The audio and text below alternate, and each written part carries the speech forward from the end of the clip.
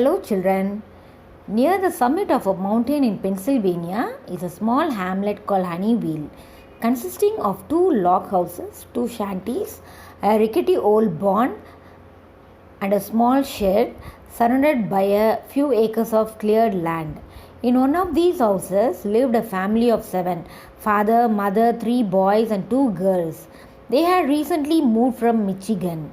The mother's health was poor and she longed to be out on the beautiful old mountain where she had spent most of her childhood.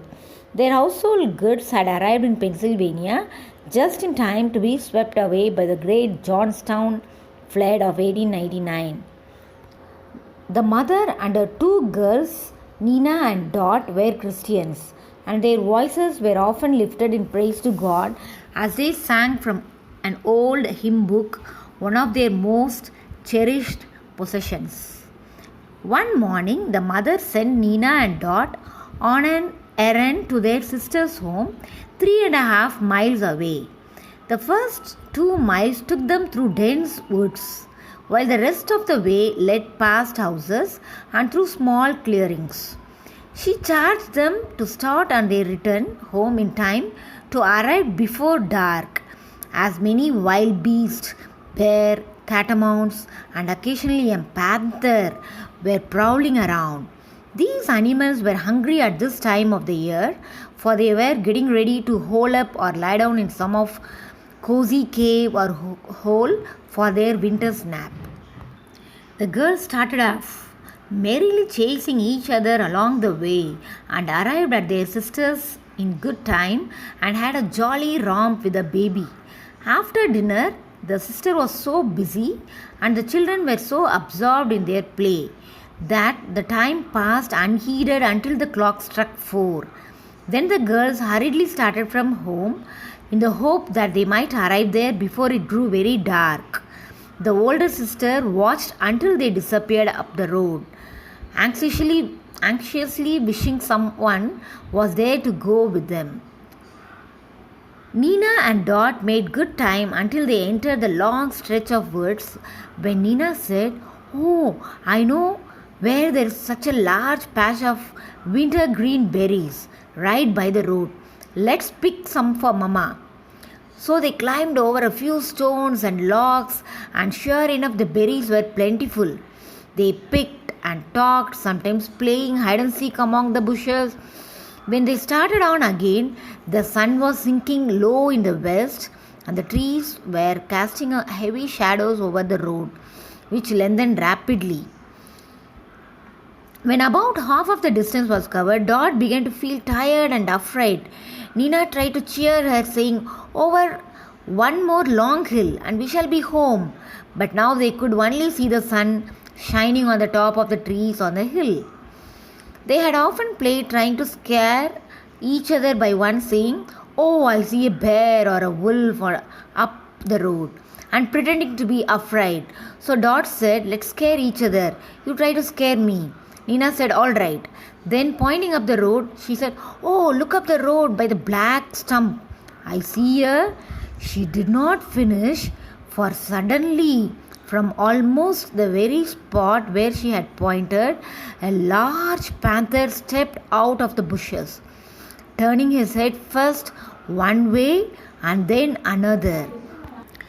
Then, as if seeing the girls for the first time, he crouched down and, crawling, sneaking along like a cat after a mouse, he moved toward them. The girls stopped and looked at each other. Then Dot began to cry and said in a half-smothered whisper, "Oh, Nina, let's run." But Nina knew that running was useless. Then, thinking of what she had heard her father say about showing fear, she seized her little sister's hand and said, "No, let's pass it. God will help us." And she started up the road toward the animal. When the children moved, the panther stopped and straightened himself up. Then he crouched again, moving slowly, uneasily toward them. They had nearly reached him, and Nina, who was nearest, saw his body almost riding for the spring. when there flashed through her mind that she had heard it said that a wild beast would not attack anyone who was singing. What should she sing? In vain she tried to recall some song, but her mind seemed a blank. In despair she looked up and breathed a little prayer for help. Then, catching a glimpse of the last rays of the setting sun touching the tops of the trees on the hill, she began the beautiful hymn. There is sunlight on the hilltop, there is sunlight on the sea. Her sister joined in, and although their voices were faint and trembling at first, by the time the children were opposite the panther, the words of the song rang out sweet and clear on the evening air. The panther stopped and straightened himself to his height. His tail, which had been lashing and switching, became quiet as he seemed to listen. The girls passed on hand in hand, never looking behind them.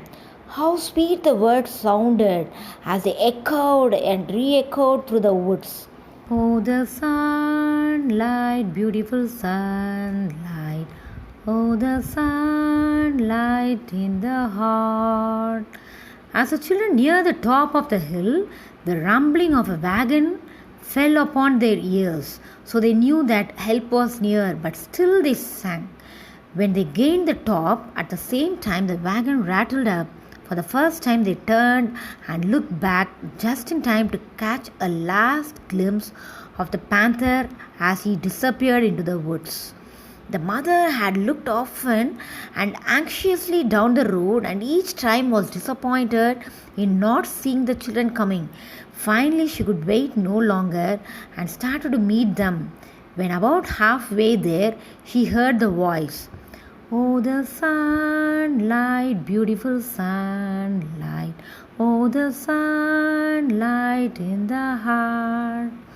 At first, a happy smile of relief passed over her face, but it faded as she listened. There was such an unearthly sweetness in the song, so strong and clear that it seemed like angels' music instead of her own little girl's. The song stopped and the children appeared over the hill. She saw their white faces, pale faces, and hurried toward them. When they saw her, how their little feet flew, but it was some time before they could tell her what had happened. What a joyful season of worship they had that night, and what a meaning that dear old hymn has had to them ever since. A few days later, a party of organized hunters killed the panther that had given the children such a fright. But the memory of that thrilling experience will never fade from the mind of the writer. Children, are we often singing and praising God? Psalms 95:2 says, Let us come before His presence with thanksgiving and make a joyful noise unto Him with psalms. If we sing songs, the animal inside us will run away. Our bad habits, our old sinful man will get rid of us. So let's start singing and praising God always. Thank you.